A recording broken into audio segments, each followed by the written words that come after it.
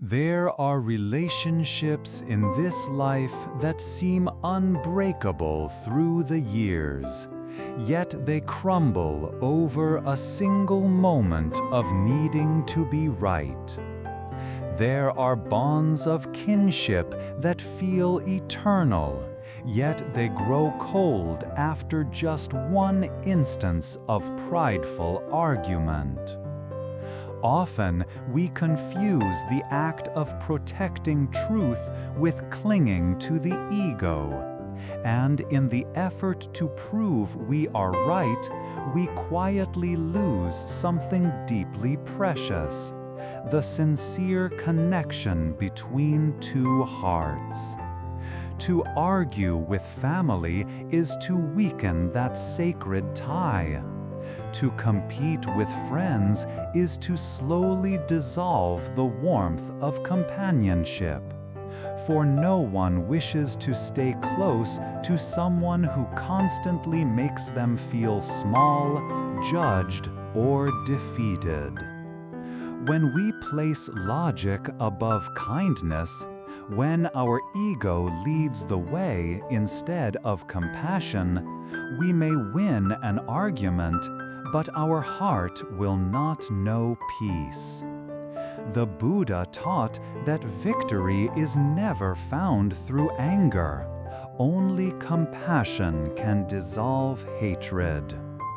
In a family, harmony is not preserved by determining who is right or wrong, but by those who choose to take a step back, who choose to listen instead of quarrel, who remain silent when words could wound, and who offer apologies even when not at fault, simply because that apology may be the last bridge left between two drifting souls. In friendship, too, competition does not build lasting love. A true friend values mutual respect, listens without the need to counter every word, holds loyalty above pride, and treasures sincerity more than winning. Sometimes the most knowledgeable person is also the loneliest, because their sharp logic drives others away. True wisdom lies not in speaking at every chance, but in knowing when to remain still, not in always being right, but in knowing when to let go. The Dharma does not teach us to be right in every situation. It teaches us to let go when necessary. Letting go is not weakness, it is great strength. We let go to preserve family, to protect friendship, to nourish kindness, and to free our minds from needless burdens. What is right today may appear wrong tomorrow. What we cling to as truth may simply be the narrow view of an incomplete self. So why suffer to defend something that only serves the ego? Happiness does not come from winning arguments, but from keeping hearts close. In this impermanent world, the most precious thing is not being acknowledged as correct, but being held close by someone who feels seen and safe with us. Those with compassion choose love over logic, mercy over pride, silence over hurtful truths. They understand that sometimes a glance of understanding is worth more than 1,000 words of justification. A smile of empathy can soothe more than a brilliant rebuttal. And one small act of humility can preserve a rare and irreplaceable connection.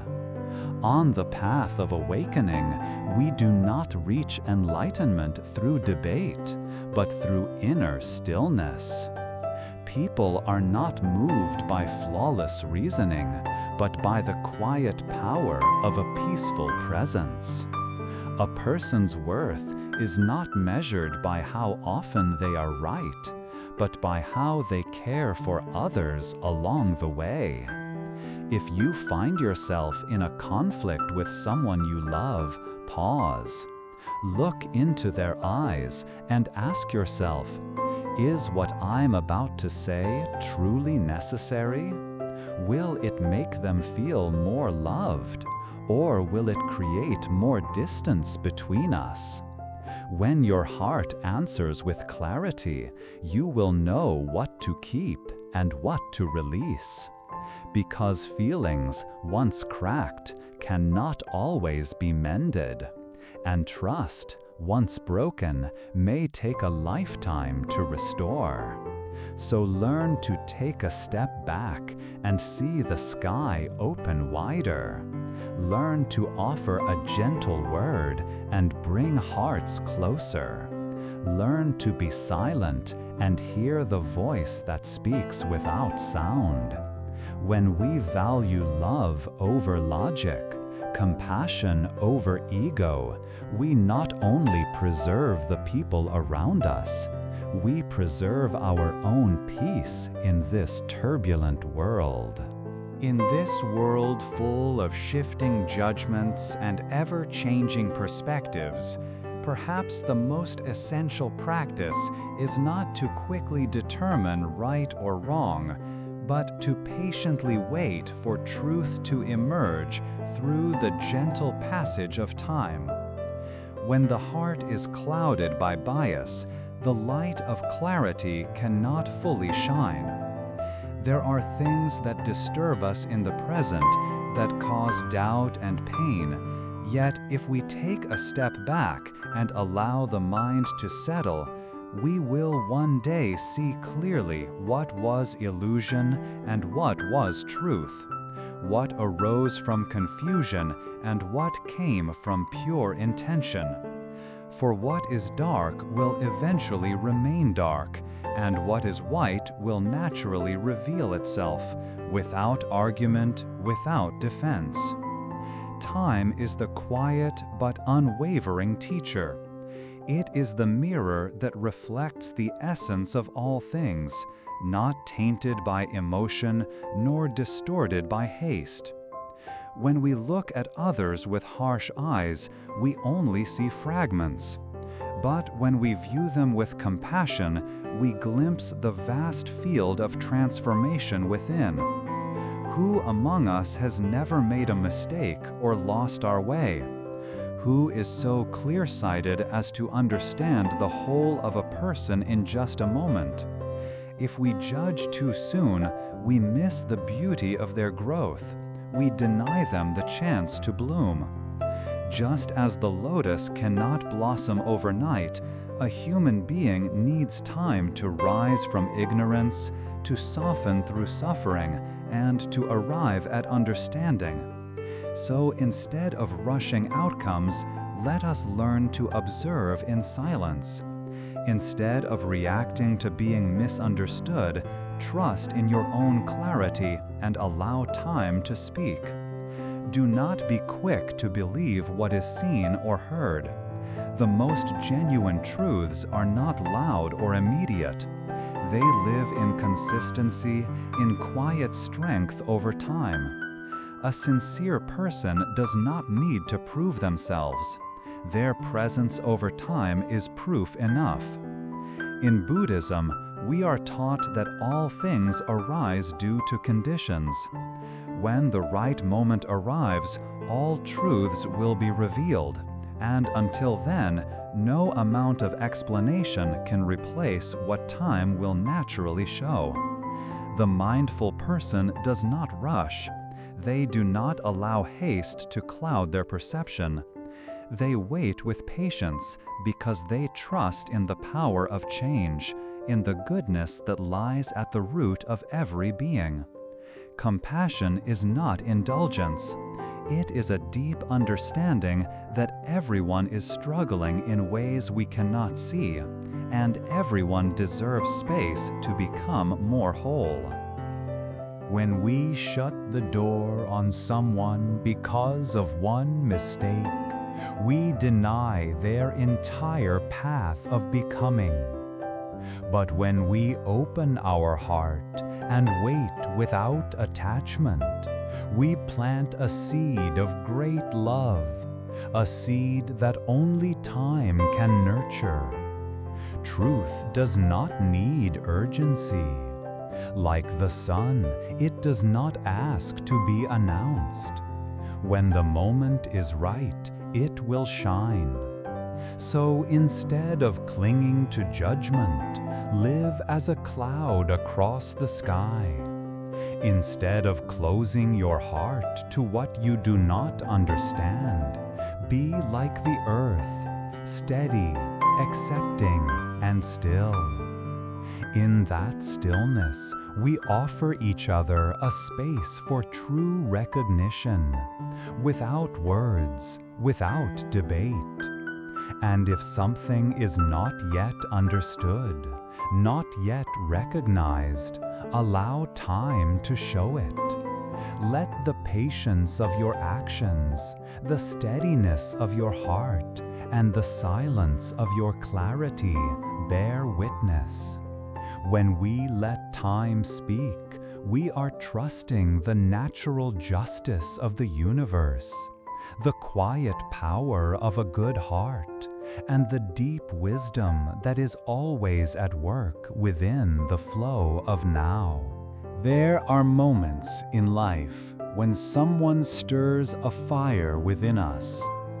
Our breath shortens, our chest tightens, anger rises like a storm we can neither stop nor fully understand.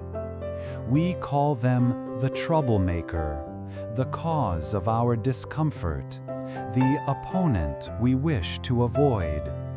But if we look more closely, in the eyes that judge them so harshly, what is truly being reflected?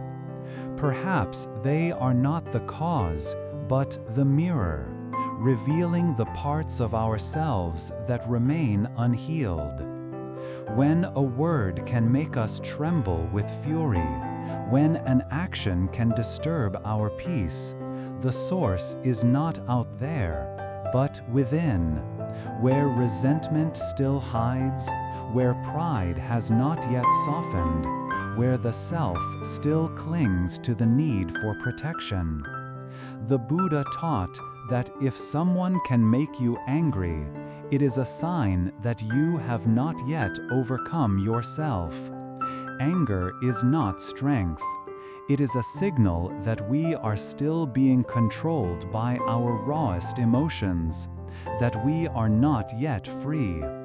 True freedom arises when no one else can govern your inner state, when hurtful words pass through you like wind through an empty field, when there is no compulsion to retaliate or prove your worth. Such a person lives like a deep lake, undisturbed by storms. In that depth, there is no need to win, no desire to conquer, because the real opponent is not out there. It is within. It is our anger, our pride, our unexamined habits of reaction. When we are angry with someone, we create a bond with them, not of love, but of bondage. We believe we are rejecting them, but we are clinging more tightly than ever. Only when we release our anger can we truly release them from our inner space. Like a stone dropped in shallow water causes great ripples, but in deep waters all becomes still. Each person who angers us is a teacher in disguise. They show us where we are still vulnerable, where we are still ruled by ego, where we still need to grow.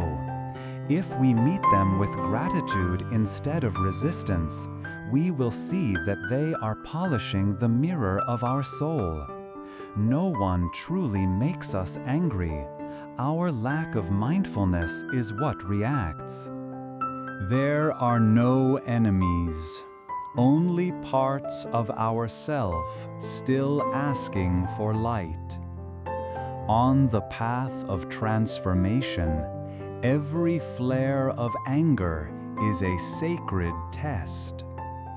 Each moment of provocation is a chance to return to our breath, to hold space for our reaction without becoming it.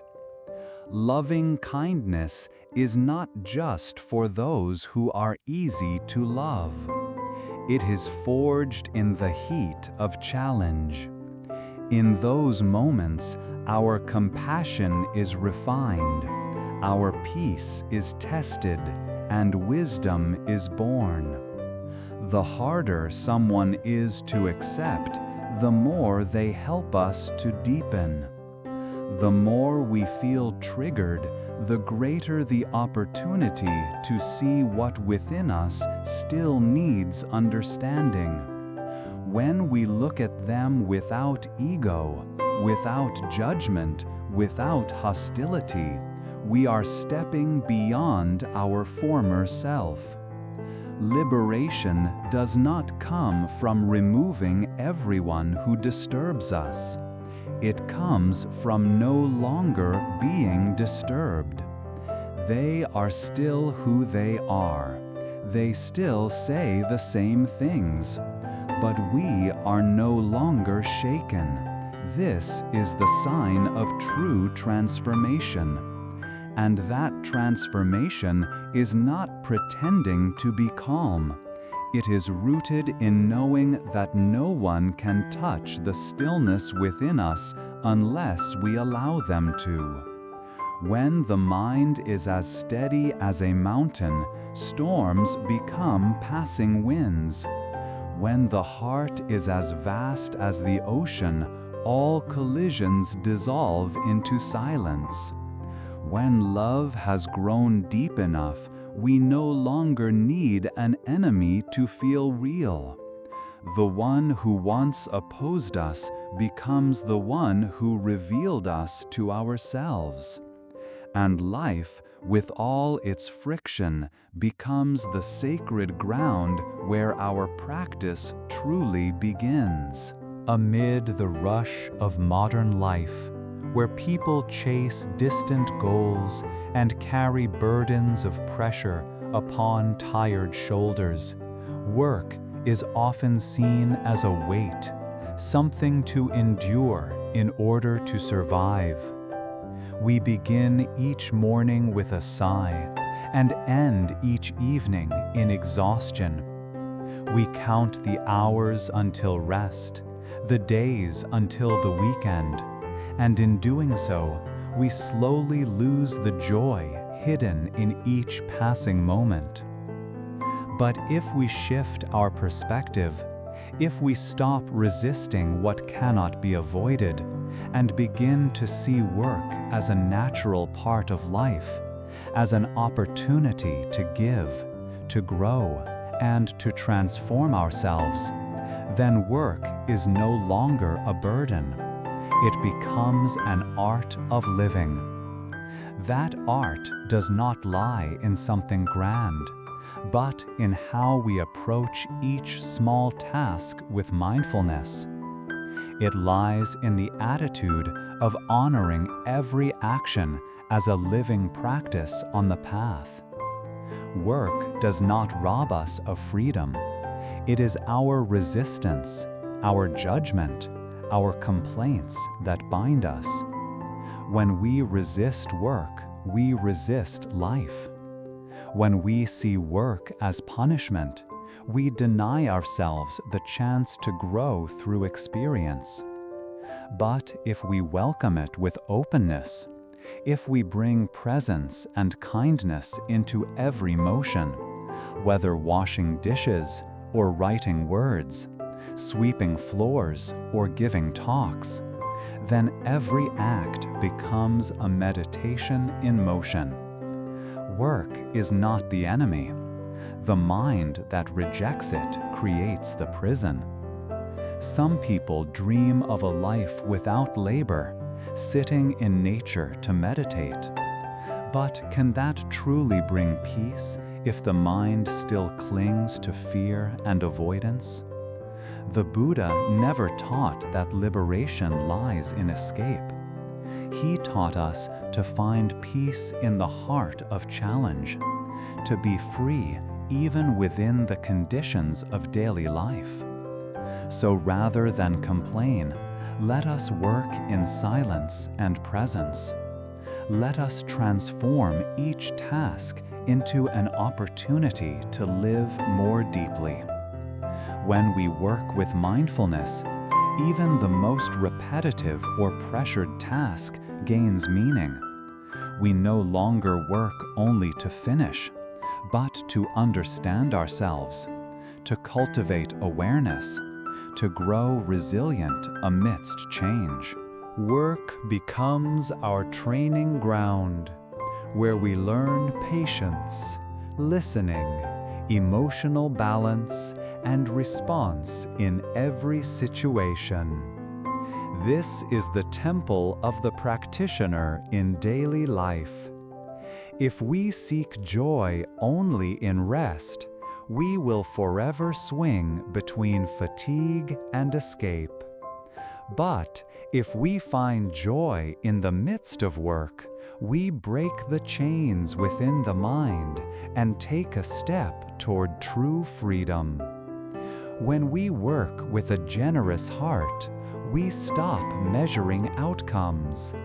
We no longer need to be seen.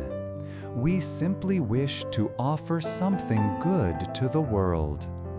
Then, work becomes not just a means to survive, but a stream of love, understanding, and daily practice. Some people toil their whole lives, yet remain light-hearted and bright-eyed because they see their work as a friend. Others live with abundance, yet feel bitter each day because they see work as an enemy to conquer. The difference lies in the mind, in the way we choose to see. Each morning, we can begin with complaint, or we can smile and greet the day as a new chance to live with depth. When we bring gratitude into work, it becomes gentle. When we bring love, it becomes joyful. And when we work not for gain or fame, but because we see the sacredness in each moment of serving life, then work becomes a form of meditation. Each step, each touch, each humble gesture becomes a silent sutra, uniting body and mind in presence. In that space, work is no longer a task, it is the path. And the path is not far away. It lives in the way we give ourselves fully to each moment, in each small thing we do with a vast and open heart. There are moments when we sit among countless choices and still feel empty, as if something essential is missing but cannot be named. We drink expensive coffee but feel restless inside. We wear stylish clothes yet carry an uneasy heart. We stand in crowds and still feel profoundly alone. We have become accustomed to living by external standards, measuring happiness through the eyes of others, believing that what is costly must be good, and what is flashy must be worth pursuing. But life, like a glass of water, does not need to be sweet to be satisfying, nor hot to be comforting. It only needs to suit us to bring calm to the heart. Some prefer hot tea, others cold water. No two preferences are the same, and no one has the right to impose their taste on another.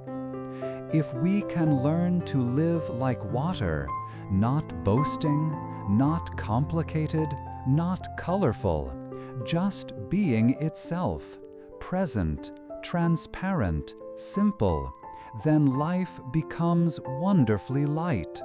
Water does not insist on being sweet or bitter. It just is. True happiness, too, does not require conformity. It is the harmony between what unfolds outside and how we meet it inside. When we accept what is here, when we see beauty in what is simple, then no matter the conditions, our mind remains steady, our gaze gentle, and life offers its own unique taste. Among the endless options, what gives peace is not having the most, but choosing what truly fits. A beautiful shirt that doesn't fit makes us uncomfortable.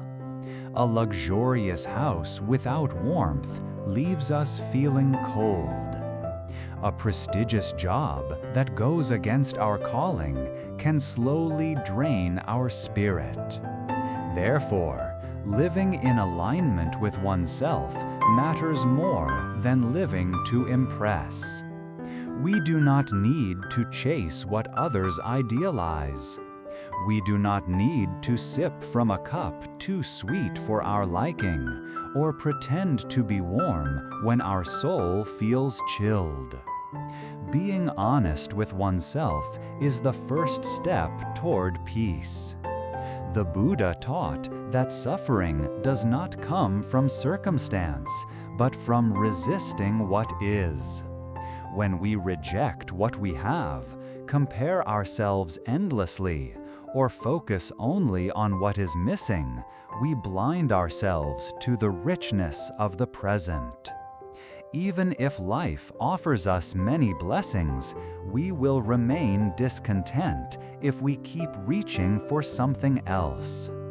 But when we pause, sit still, and drink from the cup of life in a way that suits us, when we embrace simplicity and take joy in what we have chosen, happiness no longer needs to be pursued.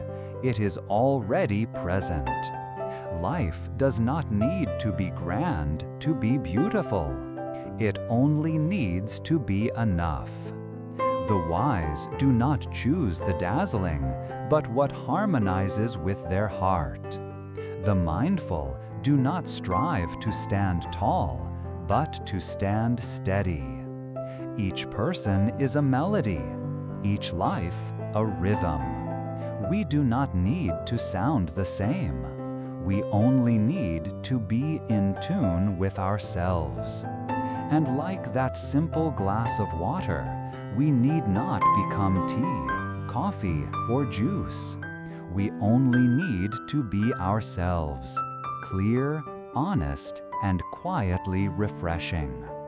When we live with nothing to prove, when we walk the path that feels light in the heart, when we sip each drop of life in our own way, then peace arises naturally, like shade on a summer day.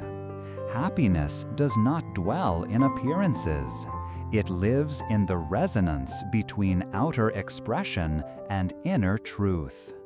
And to find it, we must listen deeply, decline what is not ours, and gently ask, is the cup of life I'm drinking today truly nourishing who I am? Deep within every human heart, even one bruised by hurt, lost in doubt, or clouded by missteps, there rests a quiet seed waiting to be awakened by the light of understanding and compassion.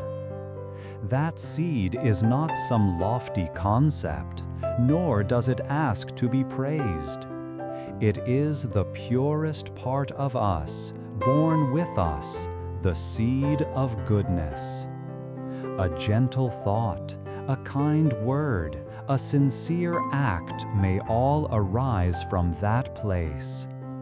When nurtured with mindfulness and love, it grows into a compassionate heart that understands and forgives, eventually bearing the sweet fruit of wholesome action, a life lived meaningfully, quietly, yet deeply. At times, life makes us question the innate goodness of people. We see deception, harm, and hatred, and our hearts tighten. We hesitate to trust what is good. Yet, when we look more deeply, we see that even these expressions of suffering are simply signs of hearts that have not yet touched the light, that have not yet been listened to or loved long enough to begin healing. Like a garden left unattended, weeds may grow and soil may dry, but with a caring hand and mindful rain, even the most withered ground may bloom again. Every person holds such seeds of goodness, even if buried beneath layers of ignorance or hardened by suffering. No seed is ever lost, only dormant, waiting for the right conditions to awaken.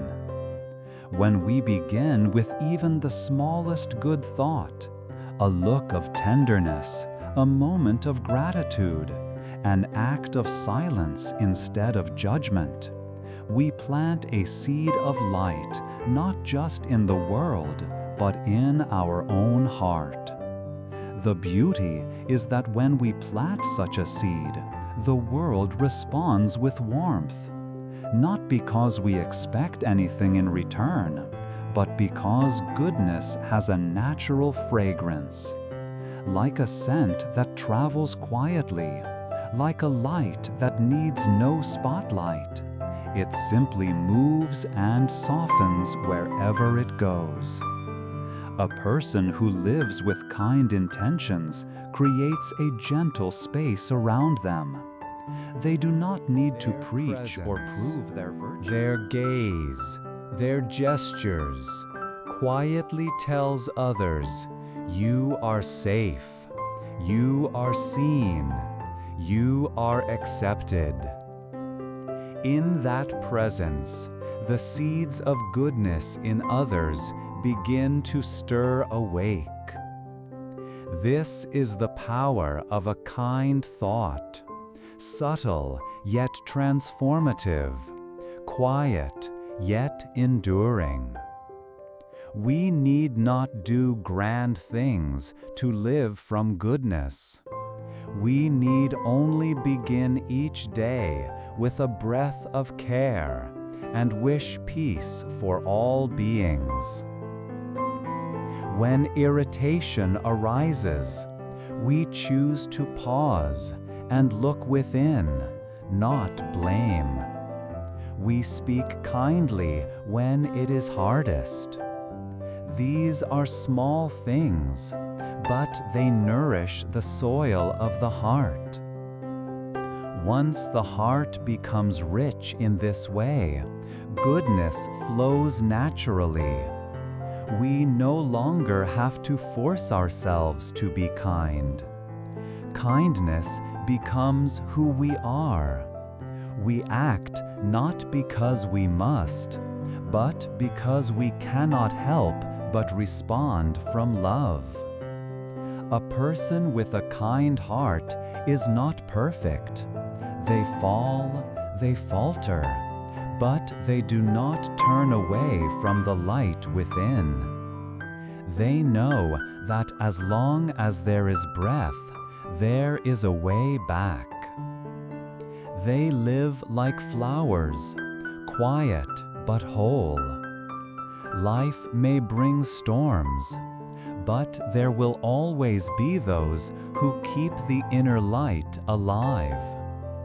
If each of us dares to be one of those keepers, Even with a small flame, the darkness will retreat. The seed of goodness does not need to be large. It only needs to be cared for with sincerity. The fruit of good action does not need to be dazzling. It only needs to bring coolness to another's heart.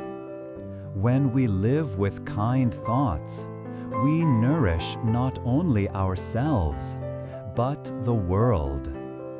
And if enough of us live this way, the world will heal, not through outer revolutions, but through the quiet awakening of the sacred within us all. There is a small story steeped in wisdom. A student once came to seek the way from a master. The master smiled and poured tea. When the cup was full, he kept pouring. The tea spilled over. The student reached to stop him. Then the master gently said, "You are like this cup, already full. How can I teach unless you empty it first?" In life, we often busy ourselves with accumulation, knowledge, ambition, expectations, sorrow, regrets, until there is no space left for lightness, stillness, or joy to enter. We think more is better. Holding on brings safety. Grasping leads to abundance. Yet often, it is this fullness that becomes the weight we carry. The mind cannot be still if it is burdened. A clenched hand cannot receive anything new. Like the teacup, if we do not stop at the right time, if we cannot temper our grasp, then no matter how refined things appear on the outside, inside we are only wasting what is most precious. Knowing when to stop is not giving up. It is the pause of wisdom. It is a conscious space-making so that something finer can arrive. In the Buddha's teachings, letting go is not a weakness, but a sign of great strength. It is the courage to turn inward and say, "This is enough." In a world that constantly urges us to want more, to strive further, to never stop chasing, the one who knows how to stop is already awakened. A full cup is the image of a crowded mind. It cannot take in truth nor peace. The more we pour, the more we lose, both what we had and what could have come. Sometimes happiness does not arise from gaining more, but from letting go of what we no longer need. When the heart is empty, the sound of the wind can enter. When the mind is quiet, life appears with simple purity. Look into your present life. How many things are you holding on to out of fear? How many relationships do you maintain, though the connection is gone, just because you resist change? How many expectations exhaust you, yet you dare not release them, afraid you'll feel empty? But outer fullness has never been the measure of inner joy. Often, what we let go becomes the beginning of true freedom. Like someone carrying too much can only walk far by setting the weight down. Like a room too cluttered needs clearing for light to enter. We must learn to pause, not because the path has ended, but because that is where we breathe, where we hear ourselves again, where we return to presence. A cup of tea should not be overfilled, for its finest flavor lies in that space of balance. the harmony between what is and what is enough. In the spiritual path, too, awakening is not for the mind full of opinions, worries, or desires. It is for those who prepare the mind like an empty bowl, ready to receive the teachings with gratitude and humility. Contentment is not surrender. It is the art of honoring what is. It is the deep knowing that we lack nothing for happiness, only a softer gaze that can let go.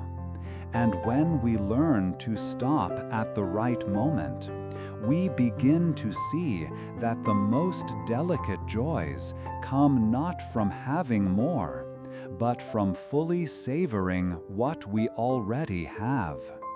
Like the delicate taste of tea, only revealed in a cup that is not spilling. Like the sound of a meditation bell resonating only in silence. And like true happiness that reveals itself only when the heart is empty enough to receive without judgment. This is the art of living mindfully in every ordinary breath of life. There are houses wide and grand that feel emptier than deserts. Meals full of fine dishes, yet lacking a single glance of care. Lavish gifts wrapped in silence without a sincere question.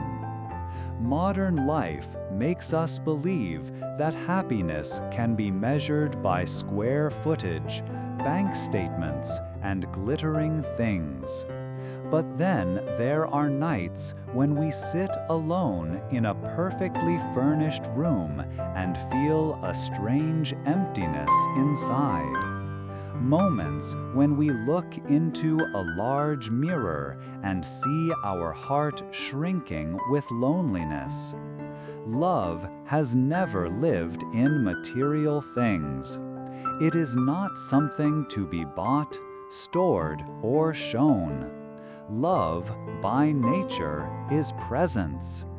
It is someone quietly sitting by our side when we are in pain. It is being understood without a single word.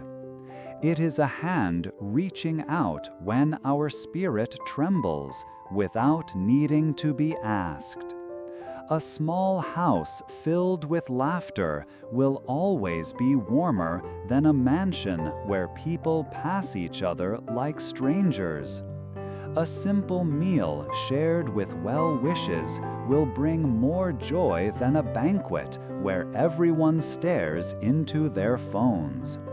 Love cannot be measured, yet it is the only thing that can truly fill the emptiness in a human soul. In Buddhism, love is not a reward, but a foundation for living.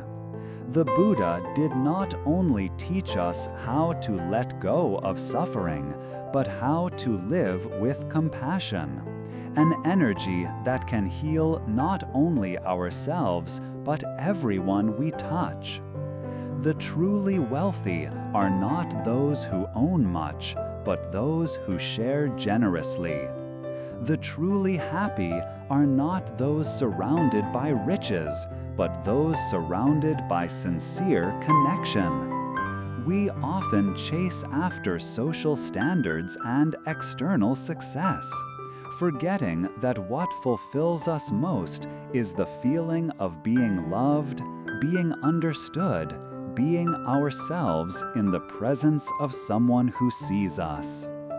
There are people who enter our lives with nothing, yet give us everything. Small moments, a hug, a question like, "How are you today?" can soothe a day of burdens. Sometimes, we do not need our problems solved. We just need someone to be there, fully present, with an open heart. That is love. That is sharing. And that is something no possession can ever replace. When we reflect on our journey, what we remember is not the car we drove, the phone we used, or the money we spent, but the hand that held ours when we were about to fall, the smile that lifted our spirit, the quiet encouragement in our darkest hour. We came to this world with empty hands, and we will leave the same. But if, in the space between those two journeys, we can leave behind moments of love, understanding, and presence, then we have truly lived. Do not wait to be full to begin loving, because love needs no condition. Do not think you must be rich to help someone, because sometimes just listening, being silent, or smiling is a precious offering. And do not judge people by what they own. Instead, listen with your heart to see how they have lived, how much warmth they have given, how many wounds they have helped heal. This world is already tired. Everyone is carrying some silent struggle. If we cannot make life easier for others, let us at least not let them feel alone. If we cannot change their reality, let us be a small piece in their soul. And if we want to love, let us begin by being truly present. Because in the end, the greatest value in this life is not what we possess, but who stands beside us when our heart feels most vulnerable. Amid the ever-changing currents of life, the human mind often carries 1,000 worries, pressures, and calculations. We try to push through, to control and resolve everything with logic, effort, and will. Yet the more we struggle, the more tangled we become in the web we ourselves have woven. The more we think, the more tired our minds grow. The more we worry, the more fear expands. And in those moments, the solution does not come from trying harder, but from letting go. Letting go is not abandoning responsibility, nor is it surrendering to fate. Letting go is a deep act of awakening. It is when we sit quietly, breathe slowly, and see things clearly for what they are. It is when we realize that the more tightly we hold, the more pain we feel. And only by pausing can things find their natural place. The mind is like a lake. When stirred, its waters ripple and the reflection becomes distorted. But when still, the lake becomes clear, and truth reflects as perfectly as the moonlight on its surface. Wisdom does not arise from clinging. It emerges from release. Truth does not speak in the noise, but in the silence of inner stillness. In Buddhism, letting go is a fundamental practice. It means releasing attachments and unraveling the invisible ropes we have tied around ourselves. We cannot see the path if our eyes are clouded with worry. We cannot hear the call of insight if our ears are filled with anger and delusion. Letting go is the spaciousness of freedom, where wisdom no longer needs to be sought, for it begins to arise on its own. There are moments when life brings us to a crossroads, where confusion clouds our steps. Times when plans collapse and efforts seem fruitless. It is in those very moments that letting go opens a door, the door of clarity, transformation, and deep insight beyond all calculation. When the mind is calm, we see more clearly and understand more deeply that everything arises and passes by its own conditions. Nothing lasts forever. Nothing appears without cause. We cannot force life to bend to our will, but we can choose how to receive it. That choice is wisdom. And that wisdom only appears when we are still, when we are no longer grasping, no longer pushing, but resting in the present moment, in the breath, in the total surrender of heart and mind. Some ask, if I let go, will I lose everything? But they do not see that by not letting go, they have already lost themselves, lost their peace, their presence, and their chance to see the true direction. Letting go is not defeat. It is the first step to freedom. It is the ground on which wisdom stands. It is a return to the stillness that lives in each of us. In the moment of letting go, we need nothing else. No victory, no argument, no justification. Only a heart light as the sky, a mind as open as dawn, and eyes that see everything as fleeting clouds across a vast and boundless sky. When we let go, we do not lose. We begin to see. We see what is real, what is illusion. We see where peace lives and where suffering hides. And only in seeing clearly can we walk with mindfulness and strength. Letting go is not an ending, but the doorway to a new beginning, one born from a mind that no longer wavers with every wind. When the heart is still like the surface of a lake, every reflection becomes clear, and in that stillness, wisdom, free from the fog of worry and pain, rises like a full moon to light the entire night sky.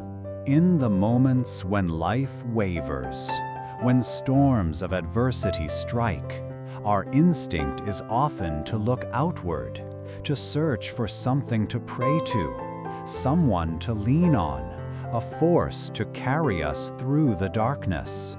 We turn to the heavens, bow before Buddhas, ask angels for mercy, hoping for rescue.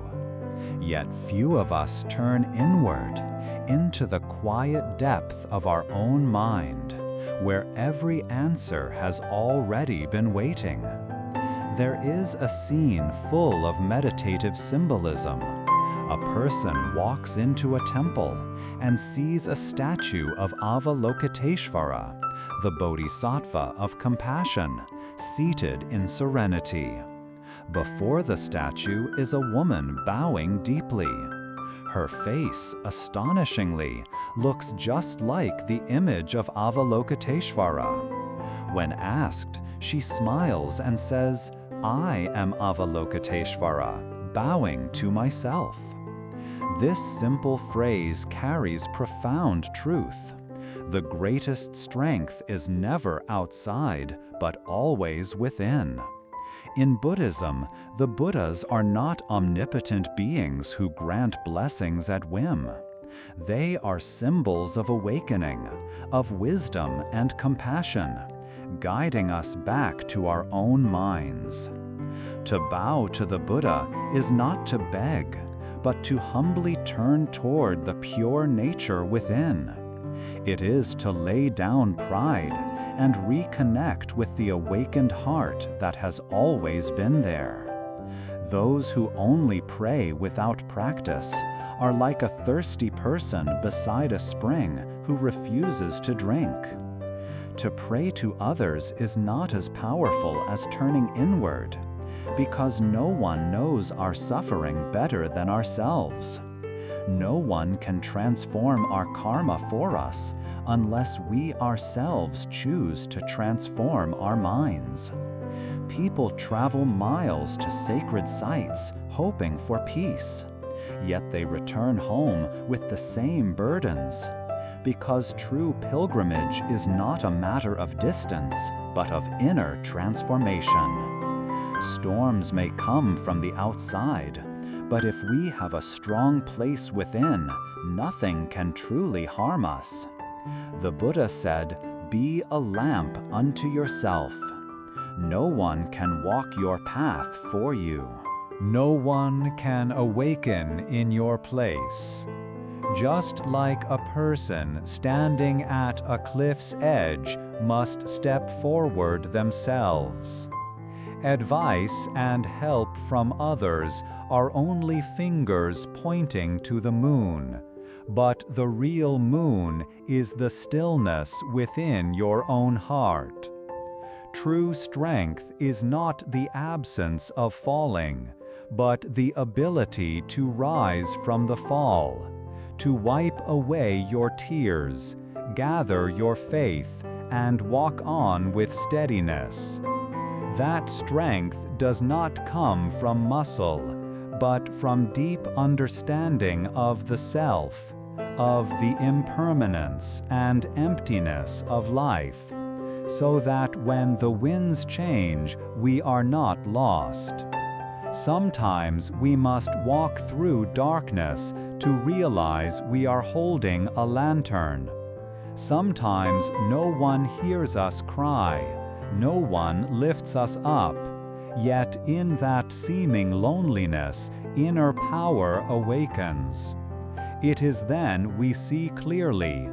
Compassion is not far away.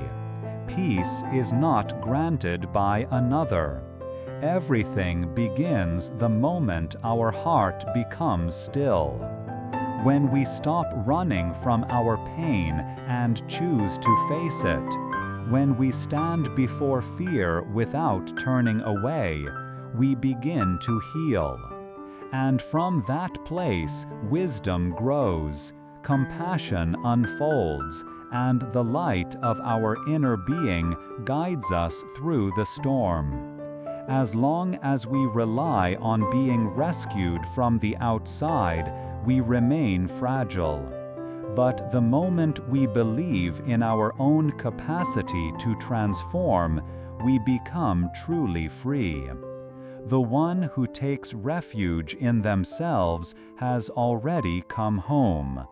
And that is the safest place of all, because no one can take it away. So even when life tries to shake you, when winds rage all around, remember, the safest place is not somewhere else, but a steady heart.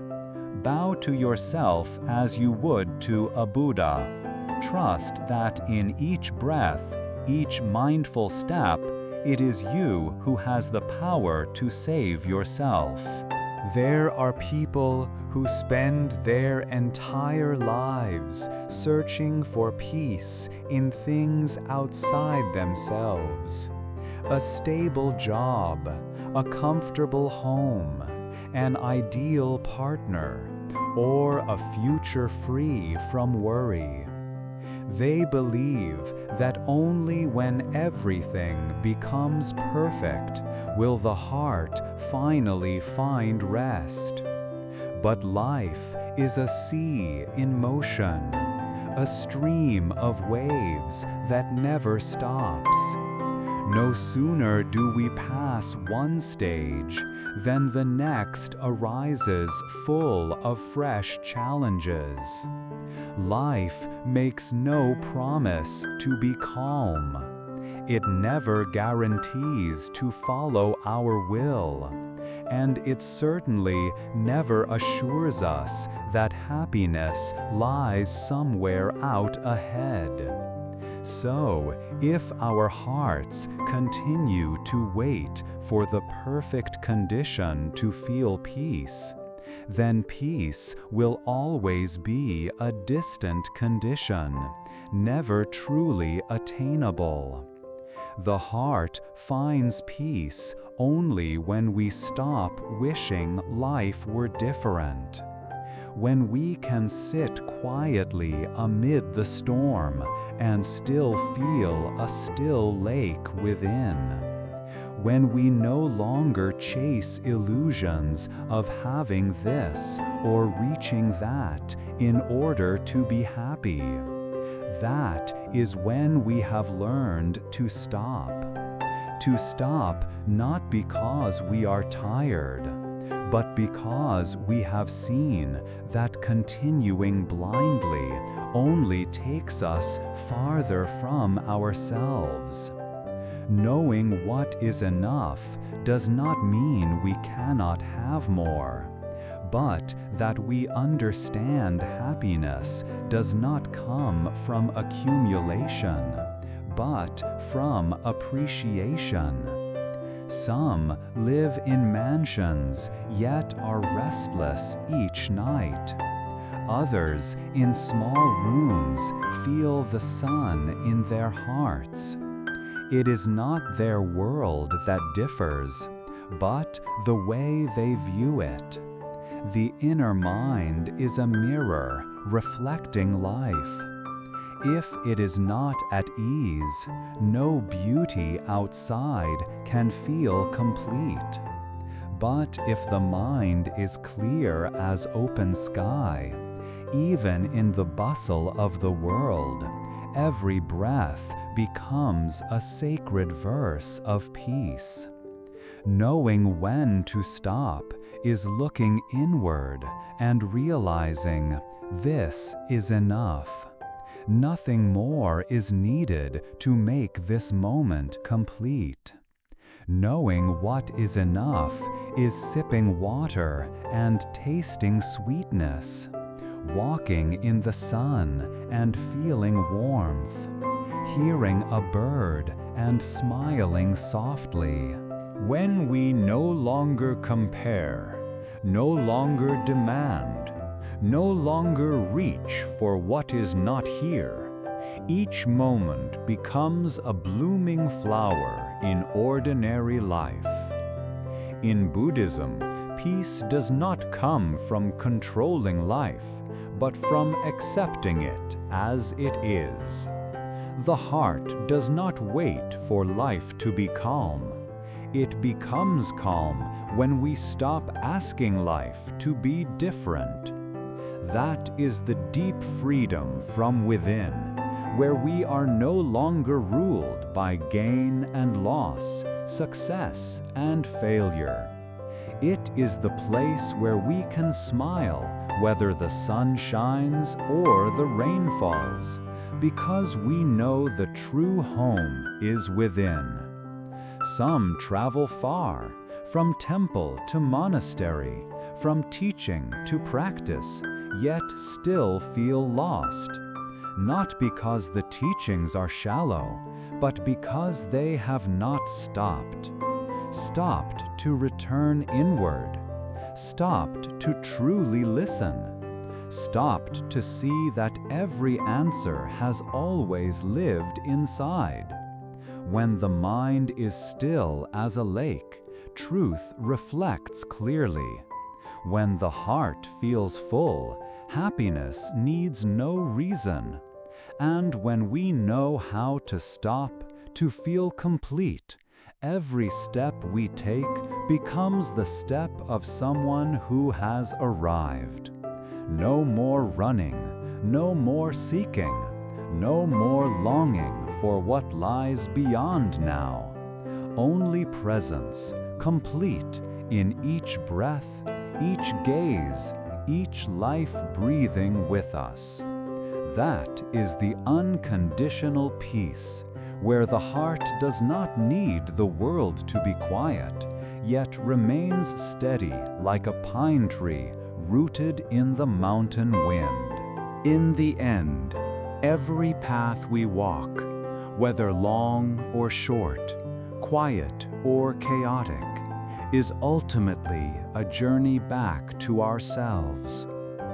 The teachings on love beyond material things, on knowing when to stop, on finding peace in simplicity, on saving ourselves rather than waiting to be saved, all point back to one sacred truth: awakening. Awakening to see that we are not truly at peace when we are right, but when we let go of the need to be right and protect the bond instead. Awakening to see that happiness does not grow from having more, but from realizing how precious what we already have truly is. Peace does not begin when the world is calm, but when our heart is no longer disturbed by the world's noise. Sometimes we think we must struggle to overcome, but in truth, what we need is to sit down, to listen, and to let go. We hold tightly to people, believing we must cling or lose them. But in the moment we release, we feel lightness and freedom arise. And the questions we search for in the noise of the world begin to find their answers in the stillness of our own hearts. Life may never be perfect, but the human heart can be whole, moment by moment, as we learn to return home. Returning does not mean going backwards. It means standing still long enough to realize how far we've drifted from our own center. It is closing our eyes to see more deeply. It is turning down the noise outside to finally hear the call within.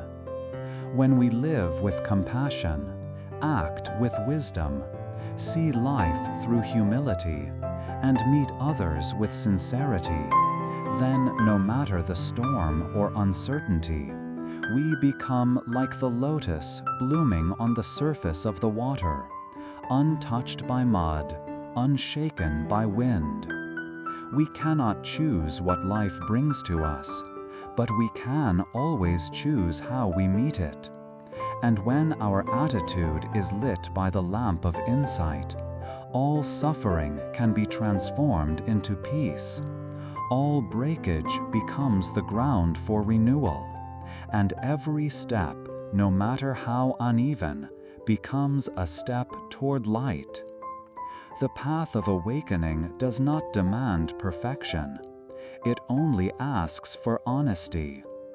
Honesty to face ourselves, to recognize what binds us, and to gently release what no longer serves our becoming.